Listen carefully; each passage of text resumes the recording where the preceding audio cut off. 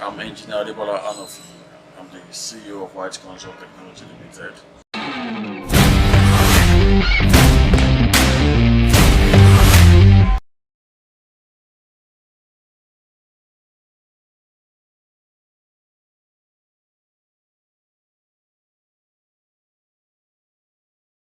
Okay. White Consult is into renewable energy and ICT firm, Okay. more focused on the renewable energy sector. Our goal is to try and reduce the, the non-carbon, to try and create a non-carbon society, create power supply, and then reduce the dependency on generator and other carbon emission products. Well, like I said, I'm an engineer by profession. Mhm. I studied engineering in my first degree, electronics computer major. So what I'm doing now is actually in line of my profession. I'm currently having an MBA. I'm going to be an MBA in a UK university, doing an online, or doing it remotely online, and Okay. then I started off my schooling days from first stack, went to early life nursery and primary school. Then I transited to Nigerian Navy Secondary School in Barabekuta, Okay. popularly known as Navy Boys. And then from there, I went to prestigious Lagos State University, Engineering Campus Ekwe, for my higher institution. Upon finishing from there, I did one or two professional courses in the IT. I have a CCNA, I have an ITU, and then presently doing my master's degree. Okay. People feel okay, maybe the wheelchair has always been a part of the journey, but no. The Okay. wheelchair is something that became an added tax for me after my educational career. In fact, it was during my professional career the whole Didn't happen. thing happened, and then it has just been a new identity for me. Okay. Okay. So, how did it happen? So basically, the the wheelchair came to be from a neurological disorder. It was a minor accident which the wrong diagnosis led to the neurological disorder, and then since then it's been one effort or the other, and you know. Okay, that's unfortunate. So you're already an engineer before the wheelchair thing happened. Yes, I was already practicing. I started off in the IT sector, across to the banking sector. I had a brief stint with the different Intercontinental Bank, after which I moved to the different Sky Bank. See, it almost seems as if all the banks have worked are now different. So, I moved to the different Sky Bank, now Polaris Bank, and then I now had to move back to the IT sector once again. And I think before the birth of White Consult came to be. Okay, so that was when that thing happened. The Yes, accident happened. so yes, the accident happened shortly after I moved back into the IT sector again. Well, in this African society where we find ourselves in, we can't take that out of it. There's been discouragement even from inner cycle, there's discouragement from outer cycle, even in the practice, even from customers. There's been discouragement. And what matters most is one of us has to be focused. You have to have it determined. You have to be determined, and need to have a goal. When you have all that, every other thing becomes secondary. So that has been my driving force. So that has been very helpful. I've come to accept that this is my new identity, and I mean, I'm determined to prevail against all odds. And of course, you can see how far White Consult has come. You can see from our projects we've worked in several states. In fact, I could boastfully say that we've worked in about 24 states out of the 36 states in Nigeria. Wow. And all our projects has been 95% successful. The little 5% I give it to minor issues which cuts across the human factor, the user factor, the usage, and some other few things. But 95% successful for 8 years, I think is a very brilliant success. The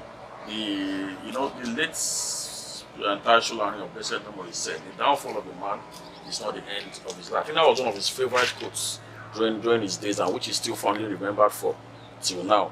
You know, I have tried to use my own life to inspire other people with physical challenge, other special kids, and I think I've been a motivation to one or two. Pretty soon we're looking at opening, setting up a foundation to bring in other people, empower them in different ways. Because one of the challenges we have is that it takes someone who is in a critical condition to know what the other person is feeling. Yeah. When I see people who just come, spring from nowhere, they donate wheelchairs to people, they donate exercise books to people who have physical disability, I begin to question those motives. It's a very good motive, no doubt about that. But these people need beyond that. They need beyond that. So I try to use myself as a reflection to those people. I try to let them know that if I can do it, then they can also do it. You said this was due to raw diagnosis. yes.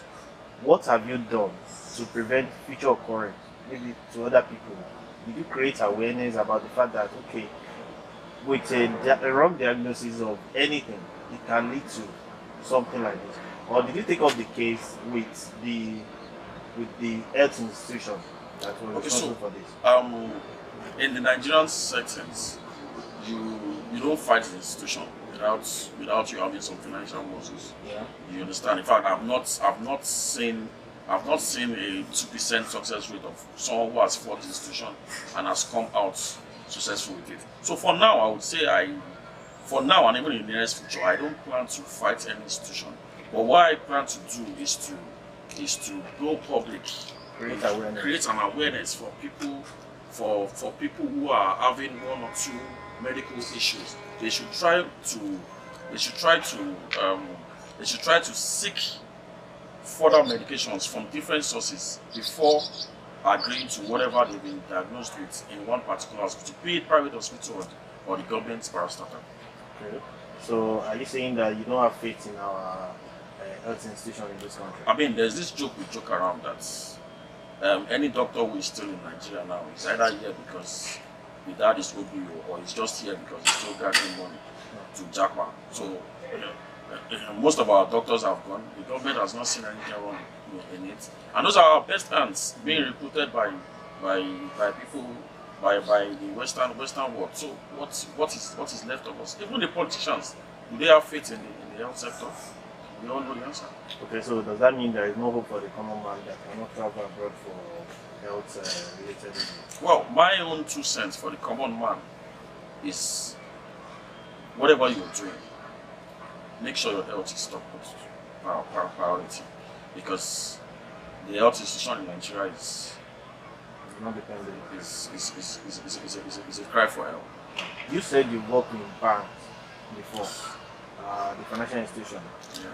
Which other institution have you worked in? The IT sector. The IT sector. So, at what point in your journey did you think that, okay, let me own my own business? Okay, so for me, I've always been a visionary. And also, you should also keep in mind that the security of having a salary is there. Because at the end of the month, you know that, okay, I'm collecting so and so amount at the end of the year. At the end of the month. So I can fix it here, fix it here, fix it here.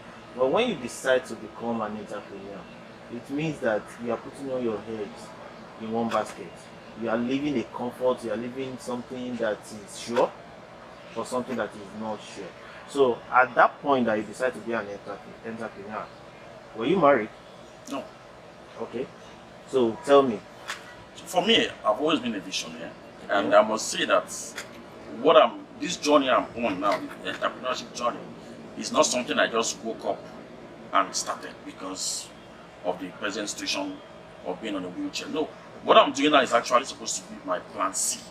It's something I was supposed to do towards the late 40s into my retirement. I was not planning to work under any salary paid job for my mid 40s. So the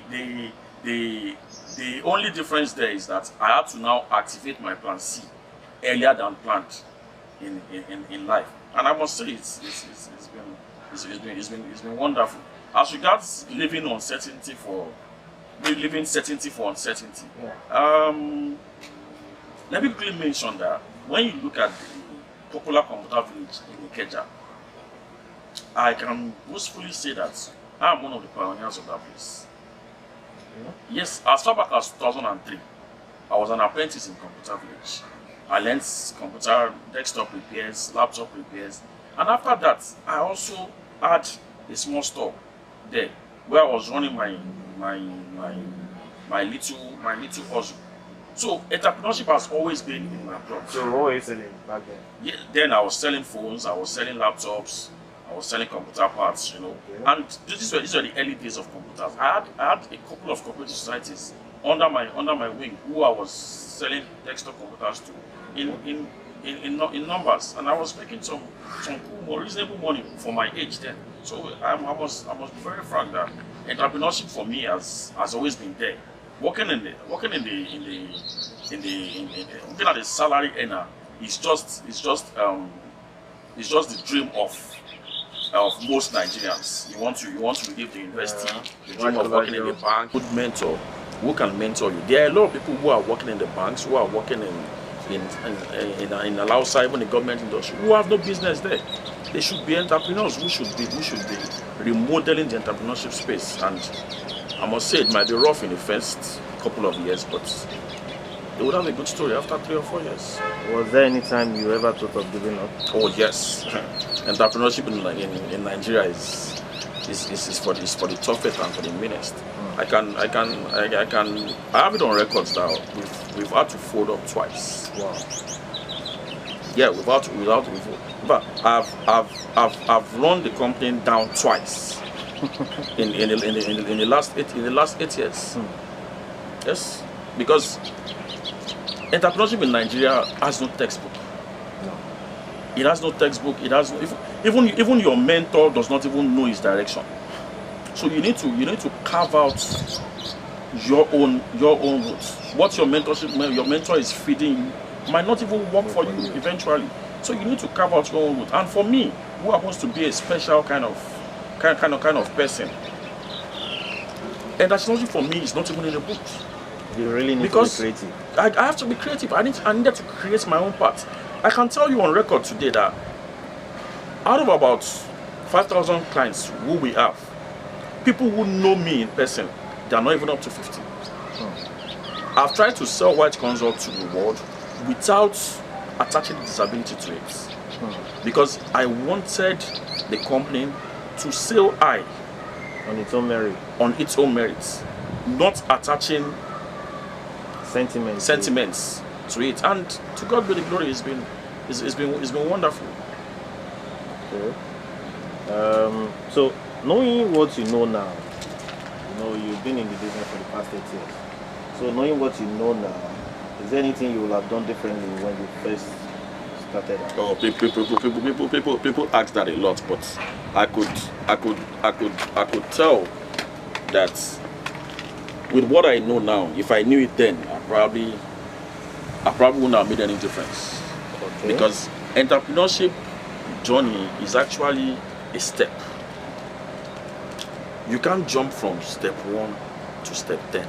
Even if you know what is on step 10, you can't jump from step 1 to step 10. You would crash. You would crash. So that's it. Okay. So what is unique about your business? Mode of operation. Our unique selling point has always been our after-sales support service. Okay. I can boastfully say that White Consult is one of the few companies that runs 24 hours after-sales support service to our clients. And that is why our clients have stuck with us over the years, and that is why they joyfully refer their family and friends and colleagues to also up on board into White Consult. Okay.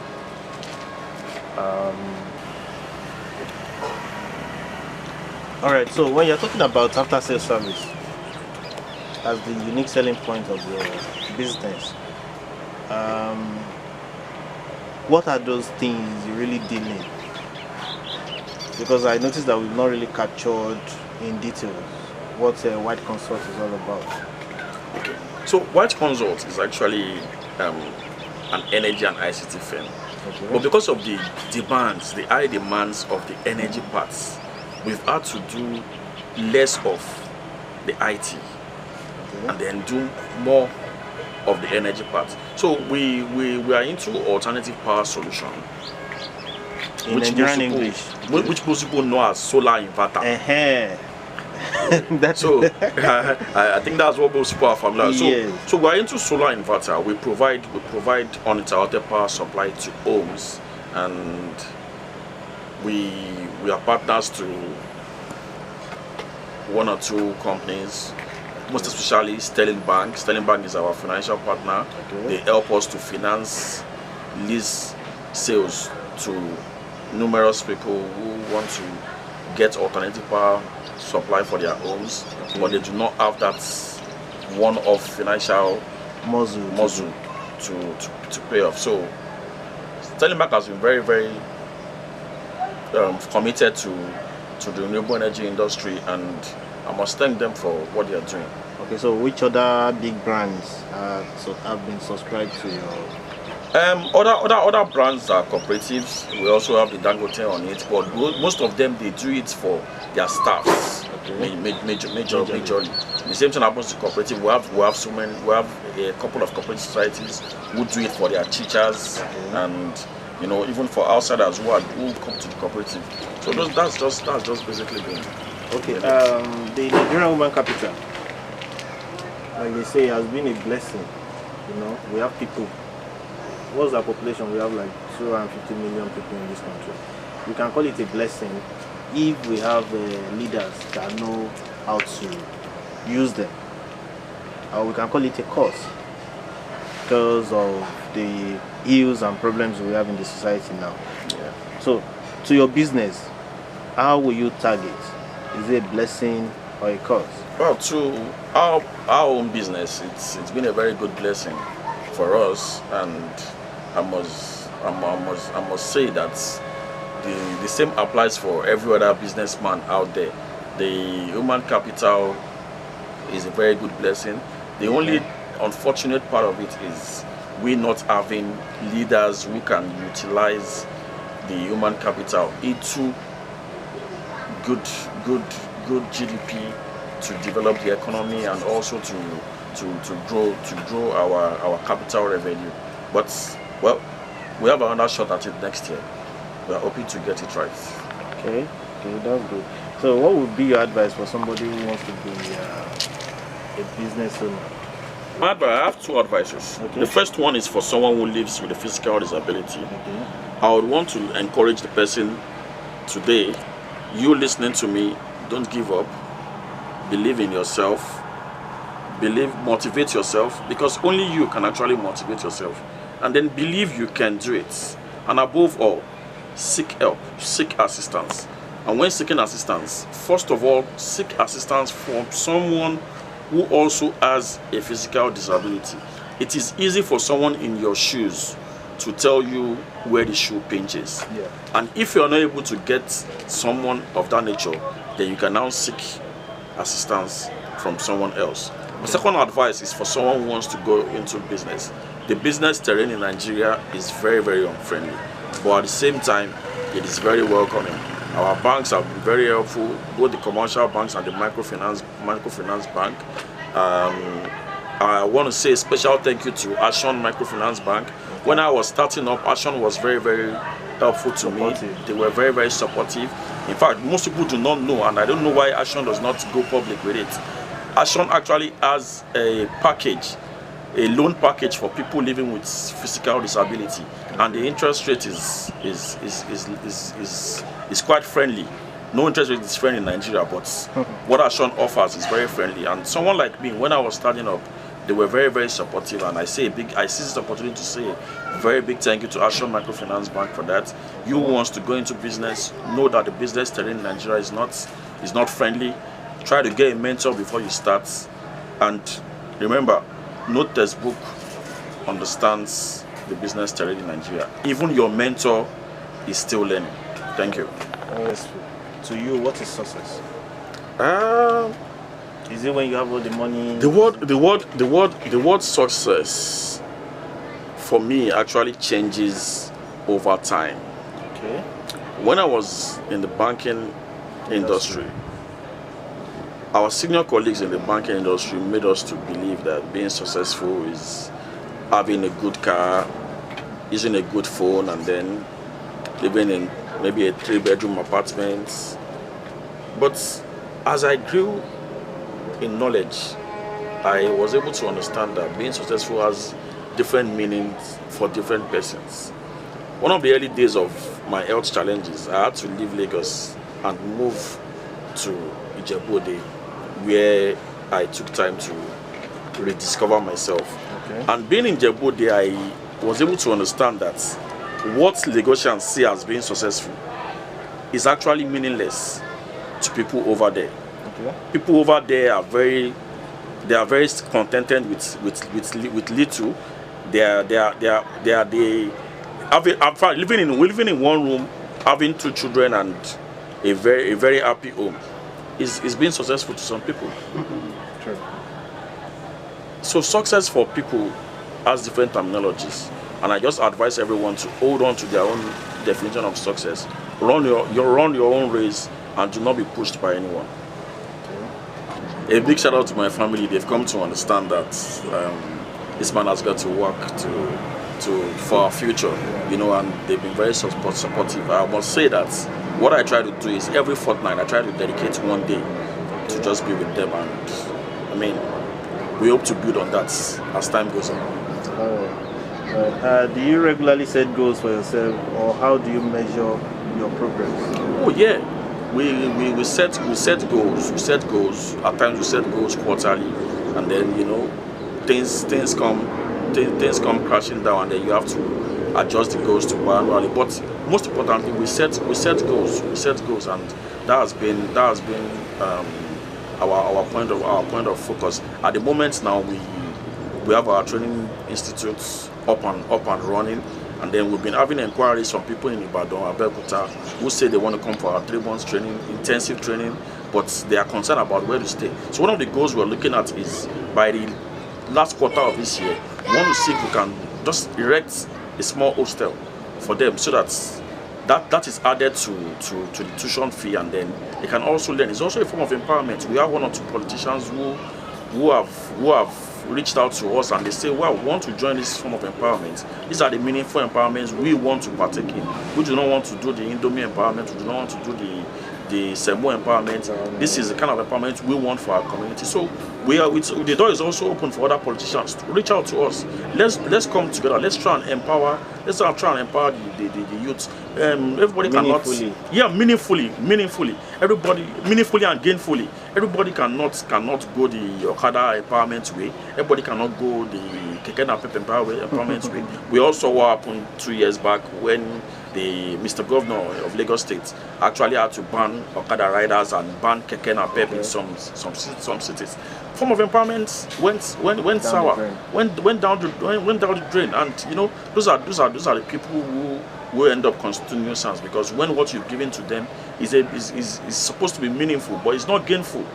So we are saying we're opening the doors. Reach out to us. Reach out to White Consult. Our door is wide open. Let's empower people gainfully. The renewable energy sector is a very wide one. We do not have enough technical ends to even take care of that sector alone. At the moment, we have three different batches of technical team made up of 4 people. That's about 12. That's unemployment on its own. So even from the people who are undergoing training, we try to pick the best ends from people who have undergone training. After the 3 months, we try to pick the best ends, we add them to our technical team, and then we take one less jobless person out of the street. This is what we are asking our politicians to look into, tap into. Let's get people gainfully employed. And let me quickly mention that our training institute is open for not just youths. People tend to forget that not only the youths are jobless. We have people in their 50s who have lost their job in their late age. They do not know how to proceed. We have people who are even pensioners, whose pension cannot suffice for them. These people can actually tap into things that can make them consultants. You can be a consultant in different ways in the renewable energy sector. Everybody does not have to be a technical consultant. Someone like me now, I'm a technical person because I'm a trained engineer, but people can come on board. There are ways we teach them to be consultants in this renewable energy sector. You can be a financial consultant. You can be a business consultant. There are so many subsectors to this renewable energy thing. And we're saying, if you're listening out there, this is your chance to tap in. All right. It has been a nice time talking with you. Sure. Can you say your name again so that for people that are just joining us? Okay, so I'm Engineer Adebola Anofi. I'm the principal consultant of White Consult Technology Limited. White Consult is on the renewable energy and ICT sector. We have our office in Lagos, Abuja, and Port Harcourt. If you have anything that has to do with solar, inverter, we are your one-stop call. And remember, we offer 24 hours after sales service. Thank you.